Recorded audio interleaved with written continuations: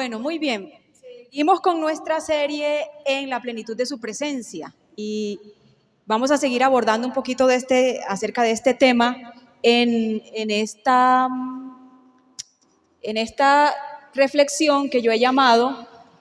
No, pon la primera, por favor, la primera. Esa no es, no está.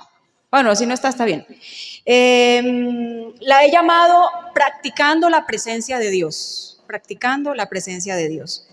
Y vamos a mirar entonces, en innumerables ocasiones a nosotros los cristianos se nos ha dicho lo importante que es orar, que es tener una vida de oración, ¿cierto? A uno le enseñan eso desde que llega a la iglesia.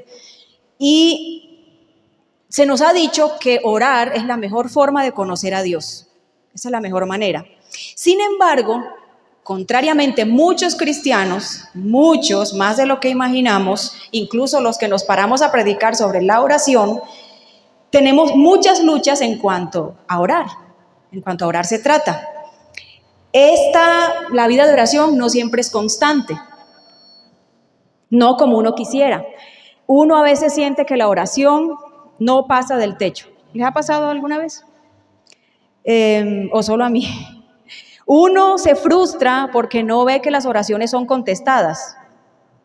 Y uno dice, llevo 3 días orando por tal cosa. Y ya uno está frustrado porque el Señor no responde. Llevo 20 años orando por la conversión de mi hijo. Y no pasa nada. A otras personas les cuesta conectarse con Dios y disfrutar estos momentos. Sienten esto como un tiempo muy aburrido. Orar a veces parece que se convierte como cumplir con una obligación. Como ese chulito que uno tiene que poner en el día a día de la buena acción de los cristianos. Entonces uno dice, oré, ya cumplí, ya fui un buen cristiano por el día de hoy. ¿Qué podemos hacer entonces para que nuestra vida de oración cobre un verdadero sentido? O sea, si es tan importante orar, ¿por qué es que nos cuesta tanto? Debería ser más sencillo el ejercicio. Así que hoy, pensando en esta serie, vamos a aprender que 1, orar es como respirar. 2, orar es sumergirse en su presencia. Y 3, orar es doblegar nuestra voluntad. Vamos a pensar en estas 3 cosas rápidamente. Y voy a hacer una pequeña aclaración, un pequeño paréntesis. Cuando en esta reflexión yo diga la presencia de Dios, normalmente cuando uno dice vamos a entrar a la presencia de Dios, uno se imagina que es como que hay una cosa extraña aquí y nosotros entramos y estamos en la presencia de Dios y salimos y ya no estamos. No existe tal cosa, ¿cierto? La presencia de Dios lo llena todo. En todo tiempo estamos en la presencia de Dios. Estamos claros en eso, ¿verdad? No existe tal cosa como entrar a la presencia de Dios y salir de ella. La presencia de Dios está incluso cuando estamos pecando. Pecamos en su presencia, de hecho. Entonces, cuando en esta reflexión yo diga practicar la presencia de Dios o entrar a la presencia de Dios, me estoy refiriendo más que todo a la práctica de las disciplinas espirituales, a tener esos tiempos de oración, de comunión, de meditación, de lectura de la palabra. Quería hacer como esa aclaración primero. Cierro paréntesis y seguimos. Entonces, número 1, dijimos, orar es tan vital como respirar. Y quisiera que me acompañaran al Salmo 42, versículo 1. Vamos a leer los versículos 1 y 2 para iniciar. Salmo 42, 1 y 2. Y el texto dice así: como el ciervo anhela las corrientes de las aguas, así te anhelo a ti, oh Dios. Tengo sed de Dios, del Dios viviente. ¿Cuándo podré ir para estar delante de Él? Y este texto empieza con un anhelo. Dice, como el ciervo anhela las corrientes de las aguas. Los seres humanos anhelamos muchas cosas. Y uno podría hacer una lista inmensa de todas las cosas que nosotros como seres humanos anhelamos. Una casa, un carro, un novio, un esposo ideal, tener mucha plata, viajar por el mundo. Bueno, no sé, anhelamos muchas cosas y estamos todo el tiempo afanados detrás de eso que anhelamos. En el texto el salmista dice que él solo anhela una cosa. el disfrute de la comunión con Dios. Él dice, te anhelo buscarte, anhelo estar frente a ti. Él describe esa necesidad como algo vital para su alma y él lo pone el ejemplo, como un ciervo que está buscando agua. Podemos imaginar a un ciervo, como el que estaba ahorita en pantalla, buscando agua por un campo en esta temporada de calor. Y ese ciervo que busca, ¿no? Porque no tiene un abrevadero cerca, porque no hay una familia que le ofrezca agua al animalito. El ciervo, por instinto natural, va a buscar. ¿Hasta cuándo va a buscar? Hasta que encuentre. El ciervo va a decir, ay no, ya llevo 2 horas buscando, ya no voy a buscar más. No, el ciervo va a buscar hasta encontrar o hasta morir buscando el agua. Entonces el salmista está diciendo que él busca de esa misma manera, él anhela esa misma forma, esa es la misma sed que debe producir en nosotros estar en la presencia de Dios. Así, buscar incesantemente, querer incesantemente. Y solo hay una cosa que calmará la sed del siervo, el agua. Solo hay una cosa que saciará nuestra sed, el Señor. Lo que a nosotros anhelamos, solo hay una fuente para saciarlo, es el Señor. Ahora, ¿por qué nosotros tenemos esta constante sed? ¿Por qué siempre estamos buscando cosas para satisfacernos? Bueno, los seres humanos fuimos creados para estar en comunión con Dios.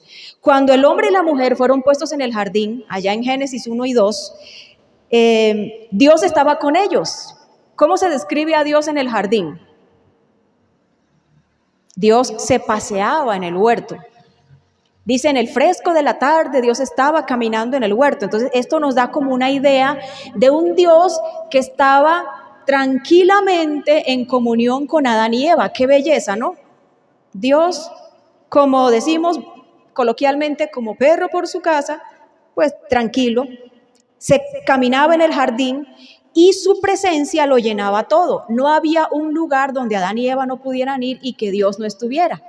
Dios estaba con ellos. No había nada que le impidiera a ellos conectarse con Dios. Ellos gozaban de la presencia de Dios. Todas las necesidades del hombre y la mujer estaban satisfechas en Dios. Es por eso que anhelar como el siervo es natural. Fuimos diseñados para necesitarlo a Él. Dios nos mandó a este mundo con un tanquecito aquí que solo se puede llenar con Dios. Fuimos diseñados para necesitarlo a Él.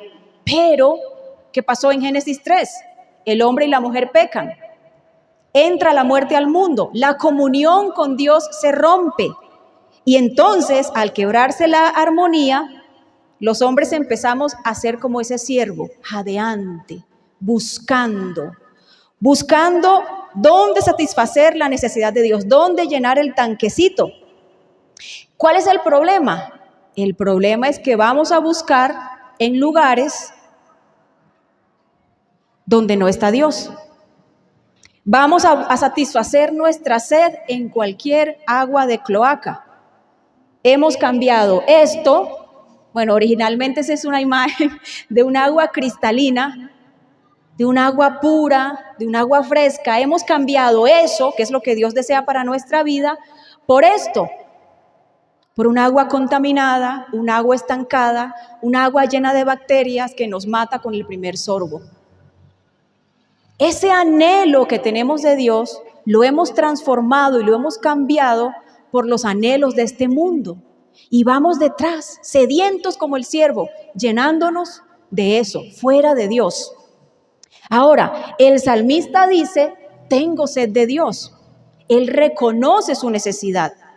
Y ese reconocimiento de la necesidad es lo que nos va a llevar a buscarlo. Si tú y yo no reconocemos que tenemos sed de Dios, nunca iremos a buscarlo. Para buscar a Dios, primero tenemos que reconocer que lo necesitamos, porque si no, no nos moveremos de nuestra comodidad. Y cuando nosotros no buscamos a Dios, ¿qué es lo que estamos diciendo? querido Dios, eres muy lindo y todo, pero te tengo un reemplazo. Y ese reemplazo es mucho más satisfactorio que tú y más satisfactorio que lo que puedo encontrar en tu presencia. Entonces, como no tengo tiempo para hacer el devocional, me voy a ir rápido para mi trabajo, porque mi trabajo es más satisfactorio que tú, querido Señor.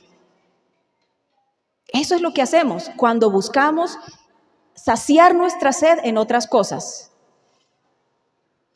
Nos levantamos corriendo, vamos a la cocina a preparar el desayuno, afanados porque los hijos se van para la escuela, preparándonos el café y empezamos nuestro día con afán. Le estamos diciendo, ¿sabes qué, Señor? Este afán y esta ansiedad de este mundo caído, este cafecito que me estoy preparando, este desayunito que me voy a comer, es más importante que tú, me satisface más que tú.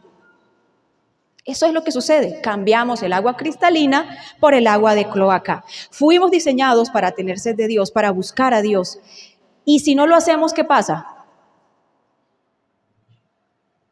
Como el siervo va a morir de sed. Quien no busca a Dios muere espiritualmente. Es por eso que la oración es tan vital como respirar. Cristiano que no ora, cristiano que está destinado a morir lentamente. No es posible ser cristiano sin tener vida de oración. No es posible. No es posible vivir a costa de la oración del pastor. No es posible. No es posible vivir una vida cristiana solamente con lo que recibimos aquí cada domingo. No es posible. No es posible con ver videos en YouTube del predicador famoso. No es posible. Nada ni nadie puede reemplazar la comunión con Dios cada día. Vamos a hacer un ejercicio, a ver cuánto nos funcionan nuestros pulmones. Vamos a tapar nuestra nariz todos. Tomen una buena bocanada de aire y para los que se están durmiendo, despierten en este momento. Una buena bocanada de aire y vamos a aguantar la respiración cuando yo cuente 3. ¿Listo? ¿Listo, hermano Gregorio? Un ejercicio, vamos. 1, 2, 3.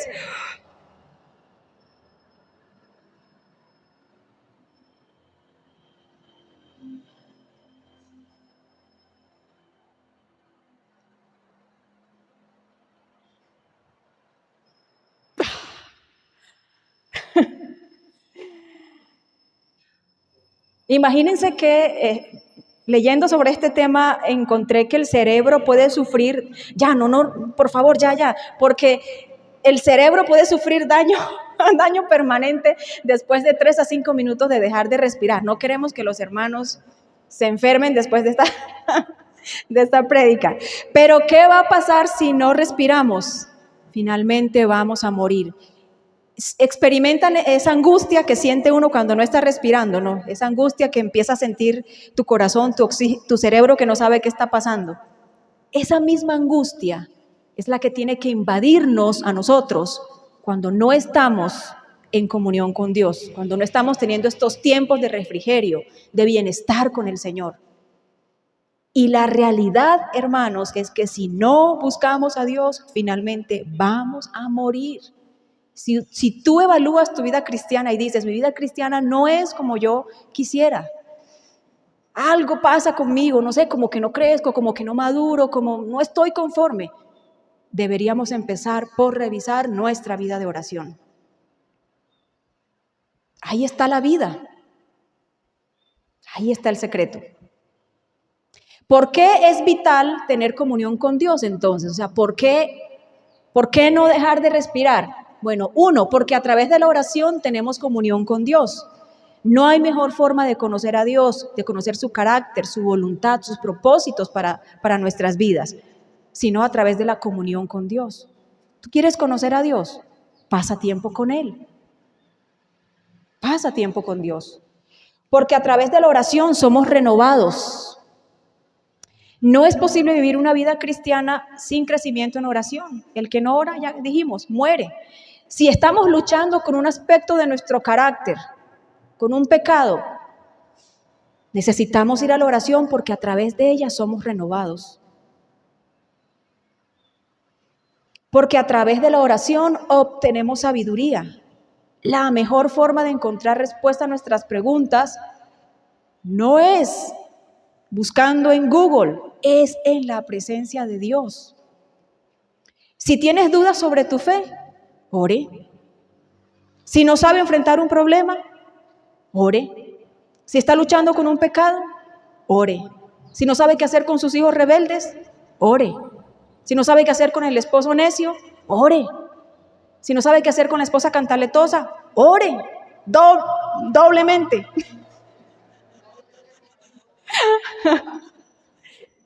Algo tiene que pasar cuando oramos. Algo tiene que pasar. Sabiduría. La oración es la mejor fuente.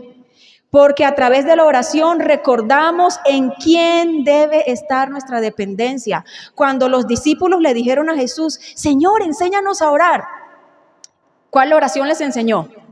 El Padre Nuestro. Y el Padre Nuestro es el mejor modelo de oración en dependencia. Él les dijo, van a depender de Dios para el pan diario, para el perdón de pecados, para ser librados del mal, para poder perdonar y para que sean perdonados.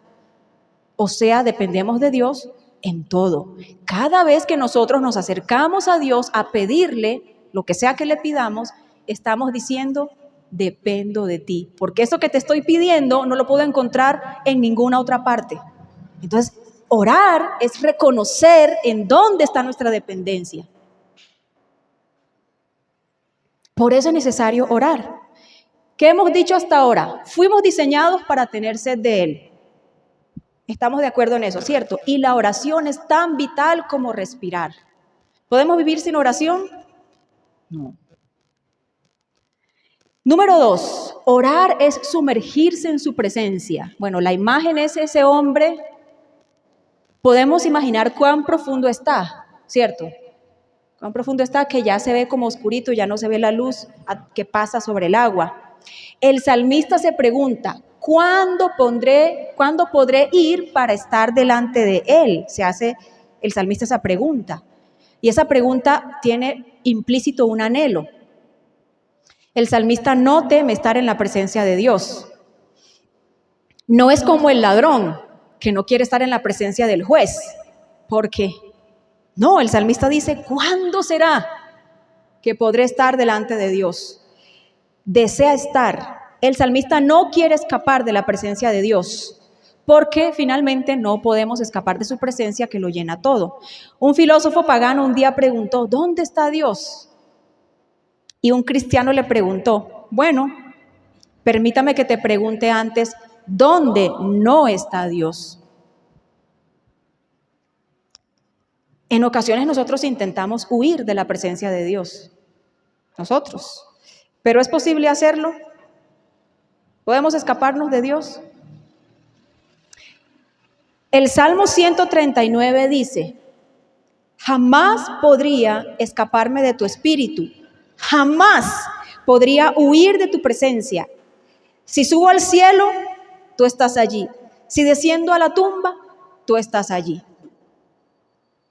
Ese texto dice confirma lo que estamos diciendo. No podemos escapar, no podemos huir de Dios. Pero los seres humanos tenemos la tendencia a huir de la presencia de Dios. ¿Y saben cuándo aprendimos a huir? Volvemos a Génesis. Dice Génesis 3:8 al 10, cuando soplaba la brisa de la tarde, el hombre y su esposa oyeron al Señor que caminaba por el huerto, así casual. Así que se escondieron del Señor entre los árboles. Entonces el Señor Dios llamó al hombre. ¿Dónde estás? Le contestó el hombre. Te oí caminando por el huerto, así que me escondí. Tuve miedo porque estaba desnudo. Huir de Dios es un instinto primario que se instaló en el ADN del ser humano desde esa escena de Génesis 3. Desde ahí nosotros aprendimos que es correcto, entre comillas, huir de Dios. Cuando la culpa aparece, cuando la vergüenza aparece, cuando el miedo aparece, enseguida ese bombillito que tenemos aquí en nuestro cerebro se enciende y nos dice que tenemos que huir de Dios.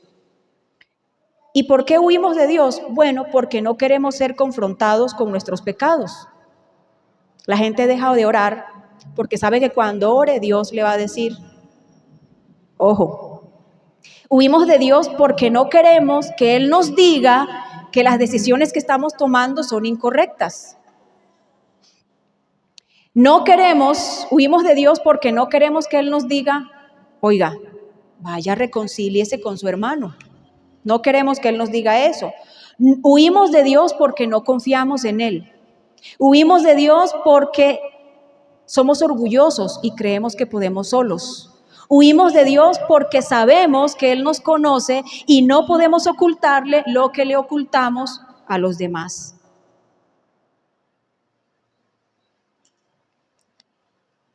¿A dónde podemos huir de su presencia? La respuesta es a ninguna parte. ¿Funciona huir? No funciona. Huir es como ese pez que intenta escapar del pescador, pero el pescador ya le tiene el anzuelo en la boca y el pececito nada para intentar escapar, pero ¿podrá zafarse del anzuelo? Bueno, hay peces que lo hacen, pero es necio intentar escapar cuando el pescador ya te tiene el anzuelo. No es posible. Así para nosotros. Puedes intentar huir de Dios, pero no vas a poder, no vamos a poder. Ahora, la pregunta que lanzo para ustedes es, ¿cuándo fue la última vez que intentaste huir de Dios? ¿O en este momento estás huyendo de Dios? Porque podemos estar aquí congregados, pero huyendo de Dios. Y si estamos huyendo, o si alguna vez huimos, ¿de qué huimos? ¿A qué le estábamos haciendo el quite? ¿Qué era lo que no queríamos poner en evidencia en la presencia de Dios? Instintivamente vamos a querer seguir escondidos, pero eso nos impedirá conocer a Dios. Entre más nos acerquemos a Dios, más Él disipará nuestras tinieblas. Dicen algunos que es más fácil pecar mientras huimos de la presencia de Dios.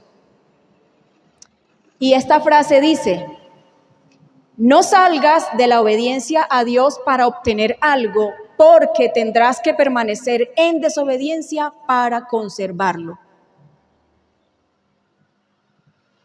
Entonces hay cristianos que a veces se meten en líos y para poder seguir cómodos con el lío, ¿qué hacen? Dejan de orar, dejan de leer la Biblia, dejan de venir a la iglesia. Por esto, porque necesitan estar en desobediencia para conservar eso que han conseguido, para no tener esa vocecita susurrante del Espíritu Santo que te recuerda, eso que estás haciendo no es la voluntad de Dios para ti, tengo un propósito mayor. Porque venir a la iglesia es ser confrontados con nuestra humanidad, entonces prefiero quedarme en la casa para no sentirme incómodo. Entonces, si huir no es correcto, lo correcto es sumergirnos en el fondo de su presencia, como el buzo. El buzo no se queda en la superficie, él va tan profundo como puede, porque él sabe que lo mejor de la experiencia de sumergirse está en el fondo, no en la superficie. Lo mejor de Dios para nosotros va a estar cuando nos sumerjamos en su presencia. Podemos elegir quedarnos en la superficie. Eso se puede hacer, pero lo mejor de Dios para nosotros lo encontraremos en lo profundo de su presencia. Las mejores lecciones que Jesús, hecho hombre, le dio a los discípulos, se las dio en lo profundo del mar, allá, en la presencia de Él, allá en el fondo del mar, en medio de la nada, en medio de una lluvia, Él le dijo a los discípulos, yo soy. Les estaba revelando su identidad, porque lo mejor nos espera cuando nos sumergimos en su presencia. Ahora imaginemos cuánto nos habremos perdido de Dios por no tomar el riesgo de sumergirnos y preferir seguir huyendo.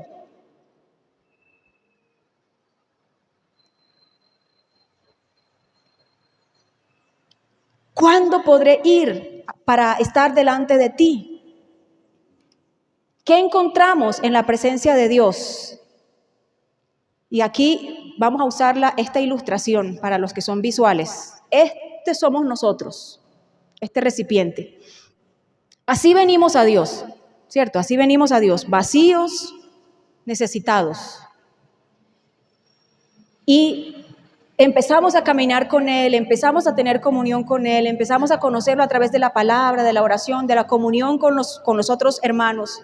Y el Señor empieza a llenar nuestra vida vacía. ¿Qué encontramos en la presencia de Dios? Díganme ustedes. Bueno, yo digo lo primero, consuelo. ¿Qué más?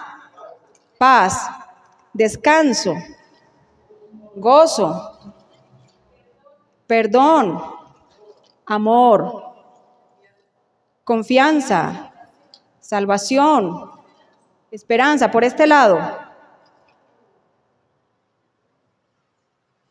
los hermanos a la izquierda, los de la izquierda. Perdón, ya lo dijimos, pero reconciliación, consuelo, guía, dirección, sabiduría, entendimiento. Nuestro carácter es moldeado, dejamos de ser gruñones, nos volvemos más felices, nos dejamos de ser tacaños y aprendemos a compartir. Y nuestra vida empieza a ser llenada. Nuestra vida vacía y miserable empieza a tener un sentido y un propósito. Y Dios vacía todo lo de Él, todo lo que Él tiene, no es tacaño para compartirlo. Él nos da hasta lo último de Él mismo. Cuando estamos en su presencia, cuando tomamos el riesgo de sumergirnos en su presencia. Ahora, ¿qué hemos dicho hasta ahora? No es posible huir de Dios. Estamos de acuerdo en eso, ¿cierto? Y lo mejor de nuestra vida de oración ocurre cuando nos sumergimos. Y vamos al número 3. Orar es doblegar nuestra voluntad. Imaginemos siguiendo la metáfora del agua, imaginemos al nadador que nada contra la corriente. ¿Cuánto esfuerzo? Bueno, yo ni siquiera sé nadar, no debería estar diciendo este ejemplo, pero ¿cuánto esfuerzo debería implementar este nadador para ir en contra de la corriente? Los que saben nadar. El doble de lo que hace cuando va a favor de la corriente, ¿cierto? Experimentará cansancio, experimentará que la respiración se le hace cada vez más compleja, el cerebro empieza a decir estoy cansado, partes de su cuerpo terminarán por no responder de tanto cansancio, ¿cierto? Los calambres, porque llega un momento donde ya... Eso es exactamente la vida de oración, es doblegar nuestra voluntad. Es que mi cuerpo y mi mente me están diciendo no quiero, pero usted sí quiere. 5 minutos más, no, 5 minutos más no. Ay, qué flojera orar, no. Eso es ir en contra de nuestra voluntad, porque la práctica de la presencia de Dios es un acto de la voluntad. Tenemos que querer practicar la presencia de Dios. Y todo empieza con un anhelo. El salmista dice, cuánto amo tu ley, dice David.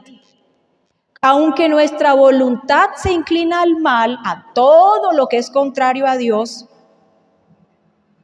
todo debe empezar por un anhelo. Va a ser más chévere ver las redes sociales que orar. Va a ser más chévere 5 minutos más bajo la cobija que orar. Va a ser más chévere levantarme a prepararme un café que orar.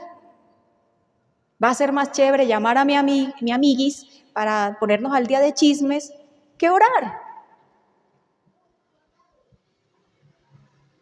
Pero todo debe empezar por un anhelo. Si no lo anhelamos, si no tenemos sed, no vamos a buscar el agua. Y Dios va a producir en nosotros el querer como el hacer, como dice Filipenses 2:13. Él es quien nos ayuda en nuestra lucha por la práctica de su presencia. El Señor nos ayuda, hay esperanza. Pero mientras la práctica se hace un hábito constante, debemos aprender de la prueba y el error. Y no se sientan mal porque hay días donde no les sale bien, donde hay días donde se sientan a orar y ha pasado media hora y usted no ha sido capaz de decir una palabra.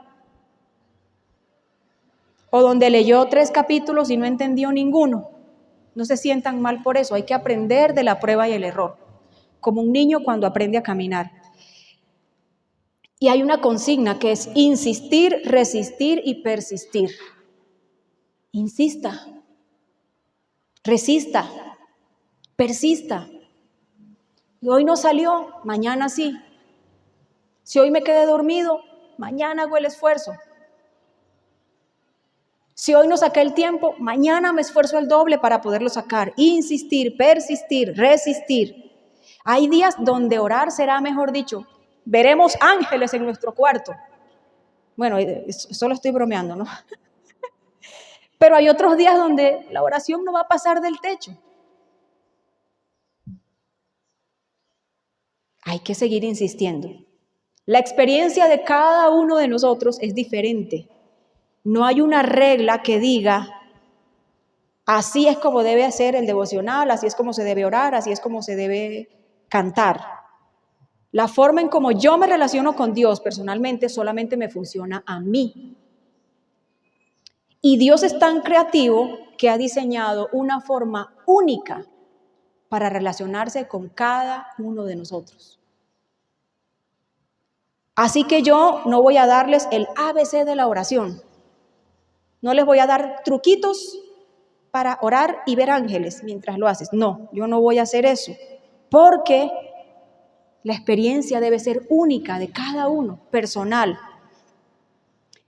Tampoco es bueno mirar al vecino y decir, mira, esta señora ora 3 horas y yo, media hora. No, ella debe ser más santa que yo, seguro.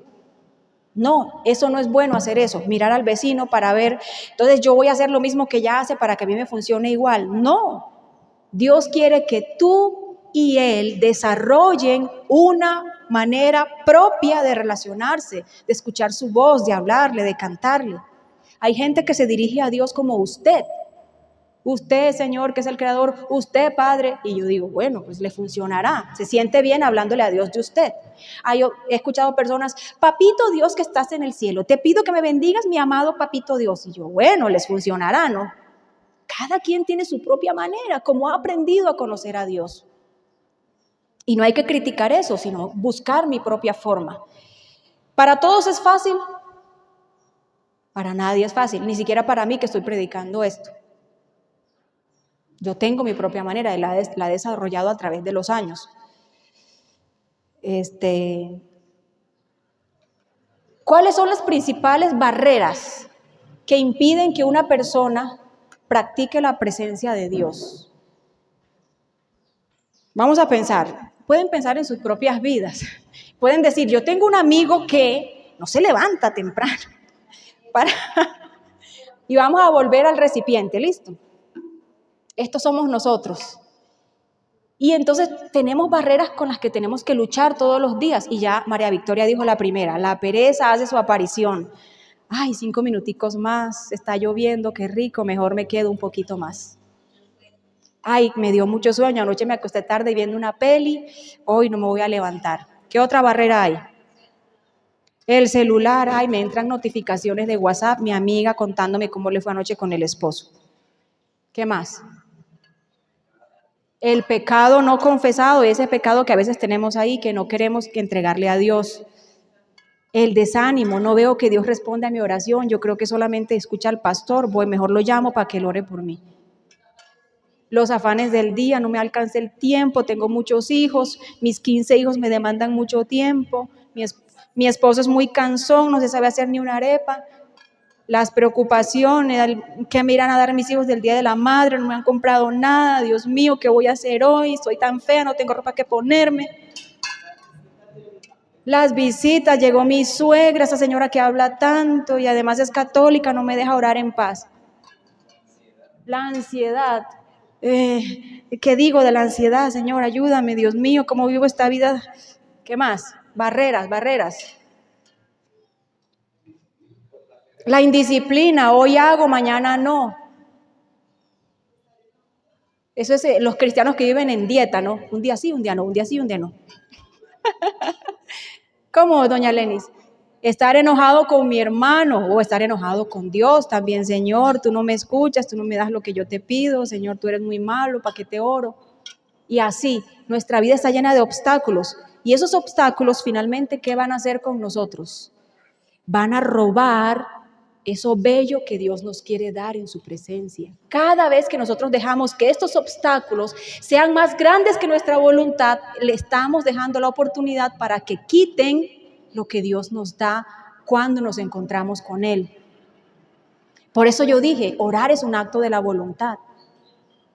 Tenemos que querer superar el obstáculo, porque al final nuestra vida, mira, empieza a menguarme, uno se empieza a llenar de excusas, de excusas, de excusas, hoy no, pero mañana sí, te prometo Dios que mañana sí. Y yo traje alguna de esas, ustedes ya las mencionaron, la pereza es una, yo creo que está de primera porque es falta de disciplina. La oración no es como el dulce, que lo comemos una vez por semana, una vez al mes, no. La oración es como la arepa paisa, todos los días, pega con todo. O como el suero para los costeños, ya eso va con todo. No hay que tener dieta de oración, no. El pecado no confesado nos impide acercarnos a Dios para no tener que ser confrontados con nuestra realidad. No saber cómo, muchas veces decimos, es que la hermana ora tan lindo, pero yo no sé orar. O no sé cómo leer la Biblia, no sé cómo empezar, yo no sé. Si no sabe cómo, le podemos enseñar. Para eso está la iglesia. Ahí está el pastor, vea que se ora 3 horas cada día. Rendirse, no vemos respuesta a la oración y mejor, eso para que uno le pide a Dios. Vea, si demoró 450 años para sacar a Israel de Egipto, no, ¿cuánto se va a demorar para darme lo que le estoy pidiendo? No, eso ni para qué insisto. Yo no soy de las favoritas de Dios. No entender cómo habla Dios o cómo obra Dios. Entonces, como veo que lo que está pasando a mi alrededor como que no corresponde a lo que yo creo de Dios, entonces, ¿para qué me acerco? O la religiosidad también. Creer que la forma en como a mí me enseñaron, solo de esa forma es posible. O sea, solo se puede orar de rodillas. Si no oramos así, entonces no se vale. Solo se puede orar con las manos en alto y hablando en lengua. Si no, entonces esa oración no está buena. Ahora, la pregunta es, de todas esas barreras, mis hermanos, ¿con cuál es con las que ustedes más luchan? No me la tienen que decir. Dios ya la sabe. ¿Con cuál es la que más luchan? ¿Y qué están dispuestos a hacer hoy para superar esa barrera? Por eso es que se requiere voluntad. Nadar en contra de la corriente, nadar en contra de la pereza, del sueño, del cansancio. ¿Estamos dispuestos a superar esas barreras? No vamos a perder nada con intentar, pero sí vamos a ganar mucho. ¿Qué ha dejado Dios a su iglesia para que nos apoyemos? Si estás teniendo problemas con tu vida de oración, cuéntanos que nosotros te podemos ayudar. No porque nosotros oremos más, sino porque juntos hacemos más fuerza. Nos ha dejado el Espíritu Santo que nos puede ayudar. Y aquí unas recomendaciones para terminar, unas recomendaciones prácticas. El devocional no empieza el mismo día, el devocional empieza el día anterior. ¿Cuándo? Cuando uno se acuesta temprano para no estar trasnochado y para que cuando el reloj suene, a la hora que sea que usted lo ponga, no tenga sueño de levantarse. Entonces, usted se acuesta pensando, me voy a acostar temprano porque tengo la cita más importante de mi vida mañana a las 5 de la mañana y no la quiero perder. Entonces, ore.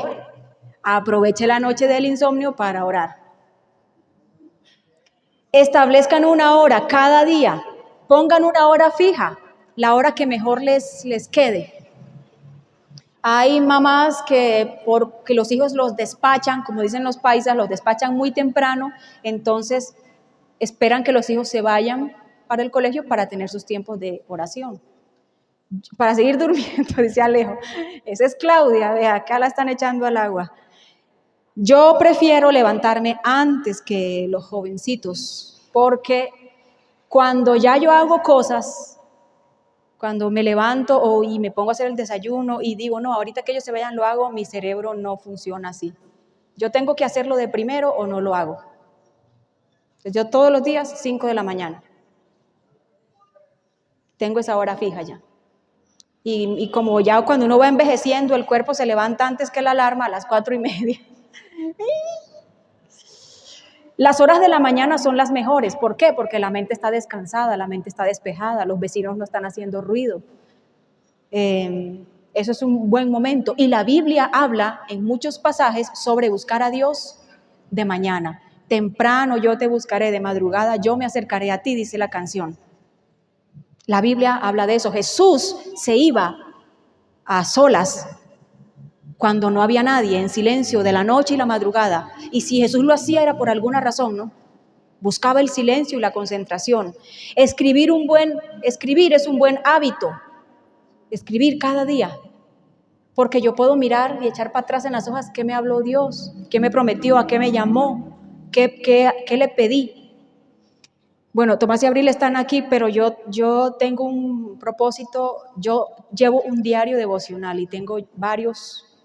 Yo empecé a escribir mis devocionales a los 17 años. No les voy a decir cuántos tengo para que no digan cuántos cuadernos tengo. Pero tengo bastantes, más o menos bastantes cuadernitos por ahí guardados. Y escribo cada día escribo. Y mi propósito es que un día voy a meter eso en una caja y decir, Tomás y Abril, tome. Esa es mi herencia para ustedes. Probablemente no sirvan de nada, pero ahí he consignado reflexiones, meditaciones, exhortaciones. Escribo, hoy me siento triste porque Abril fue desobediente. Escribo cosas, le pego cositas al cuaderno. Es una forma de hacer terapia también en mis tiempos devocional. Con los marcadores le hago las bobaditas ahí. Entonces, bueno, para los que les gustan esas cosas, es una buena forma, muy terapéutica de escribir lo que el Señor nos da. Un video o una prédica grabada no reemplaza el devocional. No nos engañemos con eso. Lo que Dios te va a dar, te lo quiere dar a ti, solo a ti, a través de su palabra, tú y Él. Y el devocional no acaba hasta que Dios no te ha dado lo que Él te quiere dar. Poner música, si eso le ayuda a concentrarse, ponga la musiquita, que no sea de Diomedes, ¿no? Sino de Marcos Witt. Enséñale a su familia que ese tiempo, el hermano Gregorio sonríe así como una picardía. Enseñar a su familia que ese tiempo es importante. Díganle a los hijos, estoy orando, no me interrumpa. Al esposo, no sea cansón, vaya, hágase la arepa usted solo, estoy orando. Ponga el letrerito en el cuarto si es necesario. Enseñar a la familia que ese tiempo es valioso y es sagrado. Si está aburrido con su tiempo devocional, dele variedad. Haga el devocional un día en el baño o al aire libre, o invite a un amigo, una amiga, no una amiguita, no, ni un amiguito, ojo, a un compañero de oración y salgan juntos a orar bien temprano por la mañana. Tomar una posición corporal que nos ayude. Es decir, si tú sabes que tienes problema con el sueño, si te duermes escuchando la prédica, entonces no hagas el devocional en la cama porque te vas a quedar dormido.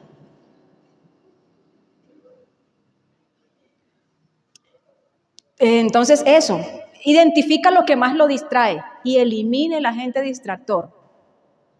Si el que distrae es el perro porque se pone a ladrar, elimine al perro. Pero entonces no, pensemos en eso, ¿no? ¿Qué es lo que más me distrae? ¿Cómo lo puedo eliminar? El teléfono, modo avión. El fijo, lo desconecto. No sé, cada una podrá saber, cada uno. Y empiece con metas cortas, no diga, no, desde mañana porque la hermana María me enseñó, voy a orar 3 horas diarias. Seamos realistas, empecemos con metas cortas, 5 minutos. 5 minutos durante una semana, la semana siguiente 10, la semana siguiente 15, y así va aumentando regularmente. El cuerpo y el cerebro se van habituando y lo vamos ahí enseñando.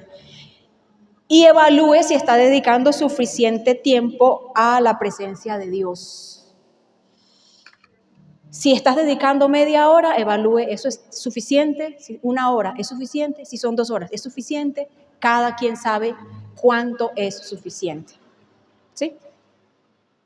Ahora, mis queridos hermanos, no sé cómo han venido hoy ustedes, si como este recipiente, con una pobre vida de oración, hay como para el aguante de la semana, o si por el contrario su recipiente está rebosante, no lo sé. Lo que sí sé es que todos necesitamos buscar a Dios, y sobre todo en estos tiempos cuando los días son malos. Busquemos a Dios mientras Él pueda ser hallado, porque llegará el día. Entonces, yo necesito seguir aprendiendo a buscar a Dios para eliminar algunas de las barreras. ¿Qué les parece si para terminar oramos con el Salmo 42? Oramos este texto, que sea una realidad en nuestras vidas.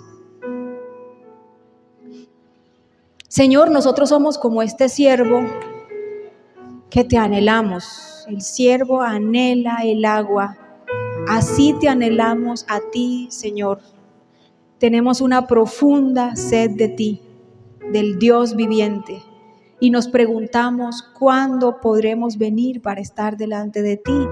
La respuesta es siempre, siempre. Pero aunque siempre tú estás, no siempre nosotros estamos, Señor. Aunque siempre tenemos sed como el siervo, no siempre venimos a ti a saciar nuestra sed. Y te pedimos hoy, Señor, independiente de cómo esté nuestra vida, tal vez vacía, tal vez ni siquiera tenemos una vida de oración. Probablemente, Señor, luchamos cada semana con mantener el hábito y al ver que no funciona, sencillamente abandonamos o nos frustramos o nos cansamos. Y quisiéramos tener nuestro recipiente lleno de ti, una vida llena de ti, de tu presencia, una vida, Señor, rebosante, una vida satisfecha en ti, Señor, una vida que bebe del agua cristalina cada día, una vida que depende de ti, Señor. Pero es difícil, Padre, lo confesamos aquí, es difícil, Señor, y sé que tú lo sabes. Y la oración, Señor, no nos garantiza que no tendremos problemas. Jesús fue tentado después de orar 40 días. Pero la oración, Señor, sí nos va a ayudar a enfrentar la tentación, a enfrentar la lucha, a enfrentar el problema, a enfrentar la situación que nos agobia. Enséñanos, Señor, a orar, así como los discípulos te pidieron un día, te lo pedimos hoy, Señor, enséñanos a orar. ¿Cómo hacemos, Señor, para que nuestra vida de oración sea vivificante, viva? Que se derrame, Señor, tu presencia en nuestras vidas. Padre, tenemos tanta sed de ti, Señor.